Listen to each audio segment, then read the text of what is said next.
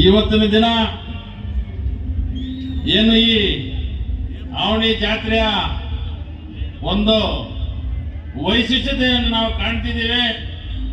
ಬಹುಶಃ ಏನು ನಮ್ಮ ಶಾಸಕರು ಸಮೃದ್ಧಿ ಮಂಜಣ್ಣವರು ಏನು ಶಾಸಕರಾದ ಮೇಲೆ ಏನು ಎಲ್ಲ ಒಂದು ಕಾರ್ಯಕ್ರಮಗಳನ್ನ ಬಹುಶಃ ಸ್ವಾತಂತ್ರ್ಯ ದಿನಾಚರಣೆ ಇರ್ಬೋದು, ಗಣರಾಜ್ಯೋತ್ಸವ ದಿನ ಇರ್ಬೋದು,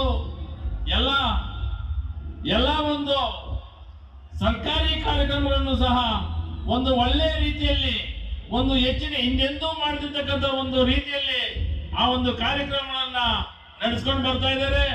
ಬಹುಶಃ ಅದೇ ರೀತಿಯಾಗಿ ಈ ಆವಣಿ ಜಾತ್ರೆಯ ಪ್ರಯುಕ್ತ ಏನು ಅವರು 6-7 ವರ್ಷಗಳಿಂದ ಅದು ಒಂದೇ ರೀತಿಯಲ್ಲಿ ಏನು ಈ ಒಂದು ಅಭಿವೃದ್ಧಿದತ್ತ ಏನು ಇಲ್ಲಿನ ಮನರಂಜನೆ ಕಾರ್ಯಕ್ರಮಗಳನ್ನು ಜನರಿಗೋಸ್ಕರ ಮಾಡ್ಕೊಂತ ಕೆಲಸ ಮಾಡ್ತಾ ಇದ್ದಾರೆ. ಬಹುಶಃ ಅವರಿಗೆ ದೇವರು ಒಳ್ಳೇದು ಮಾಡಲಿ, ಮುಂದಿನ ದಿನಗಳಲ್ಲಿ ಇನ್ನೂ ಒಂದು ಒಳ್ಳೆಯ ರೀತಿಯಲ್ಲಿ ಉನ್ನತವಾದ ಜಾಗ ಸಿಗಲಿ ಅಂತ ಈ ಸಂದರ್ಭದಲ್ಲಿ ಹೇಳ್ತಾ, ಬಹುಶಃ ಇವತ್ತಿನ ದಿನಗಳಲ್ಲಿ ಏನ್ ಹೇಳ್ಬೇಕು ಅಂತಂದ್ರೆ, ಕಳೆದ ಒಂದು ಜಾತ್ರೆಯಲ್ಲಿನೂ ಸಹ ಈ ಸಲ ಒಂದು ಈ ಜಾತ್ರೆಯ ಒಂದು ಜನರ ಒಂದು ಜನಸ್ತೋಮವನ್ನ ಏನು ಈ ಒಂದು ನಮ್ಮ ಪೊಲೀಸ್ ಇಲಾಖೆಯವರು ಬಹಳ ಅಚ್ಚುಕಟ್ಟಾಗಿ ಇಲ್ಲಿನ ಒಂದು ವ್ಯವಸ್ಥೆಯನ್ನು ಸರಿಪಡಿಸಿಕೊಂಡು ಹೋಗಿದ್ದಾರೆ.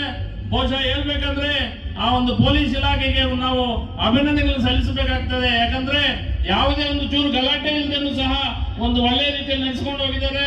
ಅದೇ ರೀತಿ ಏನು ನಮ್ಮ ಶಾಸಕರು ಮುಂದಿನ ದಿನಗಳಲ್ಲಿ ಈ ಒಂದು ತಾಲೂಕಿಗೆ ಒಂದು ಶಾಸಕರನ್ನ ನಾವು ಮಾಡಿದ್ದೀವಿ.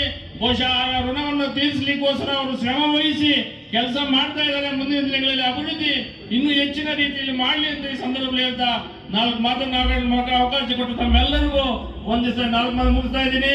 ಜೈ ಹಿಂದ್, ಜೈ ಕರ್ನಾಟಕ.